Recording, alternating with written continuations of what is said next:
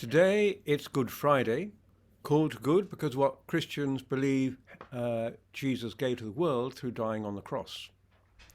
But going there was a painful process. He was arrested probably around about midnight and taken to a former high priest for an informal investigation, and then sent off to the palace of Caiaphas, the official high priest. There they had a meeting at daybreak of members of the Sanhedrin, who, after hearing various witnesses, condemned him to death for claiming to be the Messiah. They sent him across to Pilate, the Roman governor, at the Praetorium, or military headquarters. You can see a picture of it on your screen. After some questions, Pilate sent him across the way to the other wing of the palace, where the ruler of Galilee, called Herod, was living. And Herod sent him back to Pilate. It's at that point we take up our story.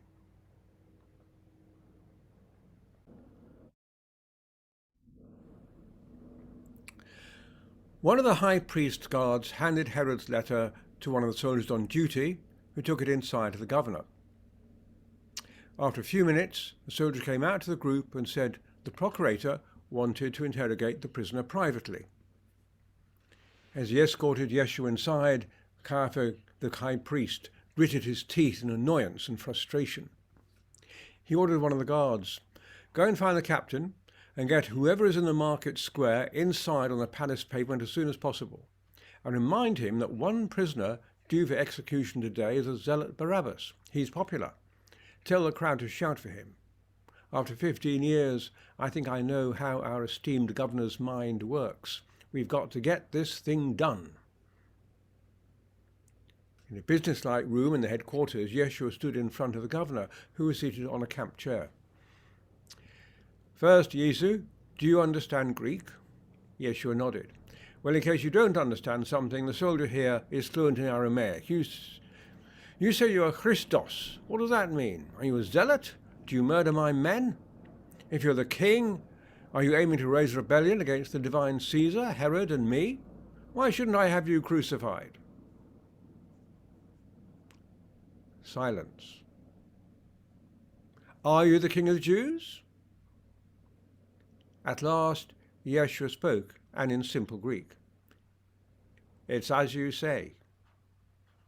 "So you admit it. You are a rebel." "My kingdom is truth." "What? What mumbo-jumbo is this? Don't you realize I've got the power to set you free or to order your death by crucifixion?" Yeshua looked almost with pity at the middle-aged Roman military officer in front of him. "You can only do what you can. All your power is delegated.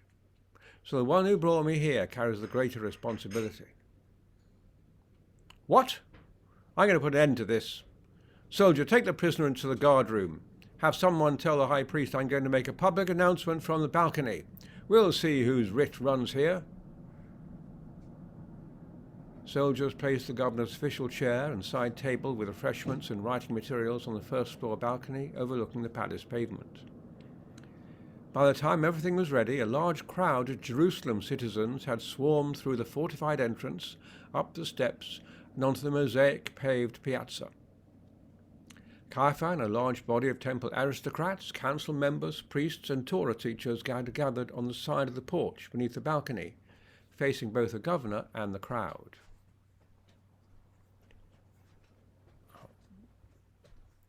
Pontius Pilate came out and stood at the front of the balcony. He addressed the crowd, numbering about 2,000, in Greek.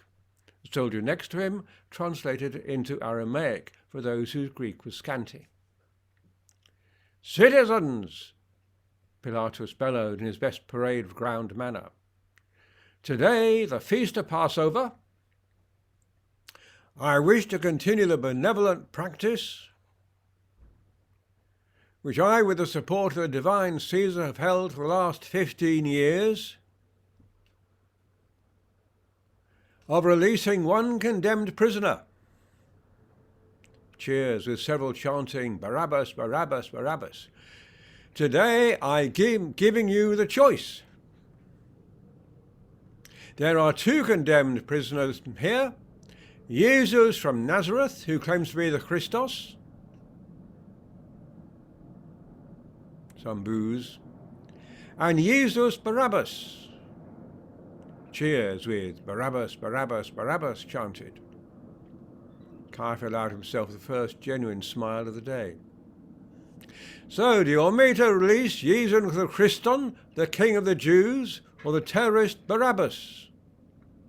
The crowd's chanting grew ever louder. Barabbas, Barabbas, Barabbas. Pilatus took a step back, shocked at this reaction. He motioned to the centurion near him. This crowd is quite unmanageable. We should get the men and clear the square.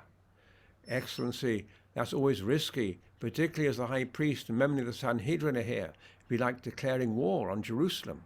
We've no idea where it could end up. I suppose you're right. Goes against the grain, though. I don't like to see the high priest crowing. Well, if it's got to be done, it's got to be done. Pilatus stepped forward to the front of the balcony again and held up his hand for silence. In the name of the beneficent and divine Caesar, I here proclaim the pardoning and setting free of Jesu. He paused dramatically as the crowd held its breath. Barabbas! The crowd went wild, cheering and whooping, clapping each other on the back. Even the two lines of soldiers drawn up in the colonnades on either side of the piazza smiled. Pilatus smiled a little grimly. With the crowd in a good mood, there should be no trouble in sorting this out without extreme measures. As for Jesus called Christos, Basileus Judaeorum, my decision is that he should receive a Roman flogging. He made an aside to the centurion next to him. That should wake him up.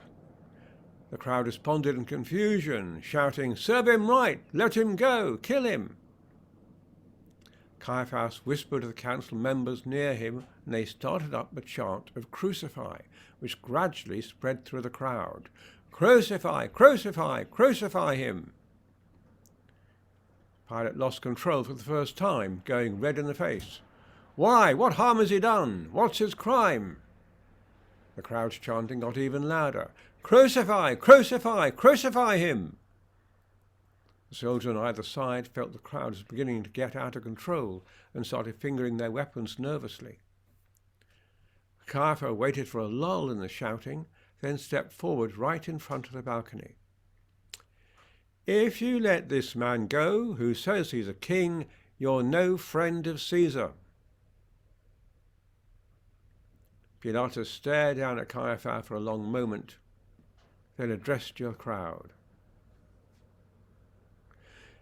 "This man Jesus claims to be your king. If he isn't, who is your king?" Led from the front by the priests and temple aristocrats, the ensuing muttering coalesced into the rhythmic chant of "Caesar, Caesar, Caesar." Pilatus smiled grimly. "That's something we've got out of it," he said to the centurion. "Well done, sir." Pilatus announced in a ringing voice, "The sentence is that Jesus, so-called Christos Basileus Judaeorum, is to be flogged and crucified." Then more quietly, "Centurion, go and prepare the cross. Make arrangements for the normal security detail. I don't see any particular risk here." Pilatus went inside, and the crowd went back to their Passover celebrations.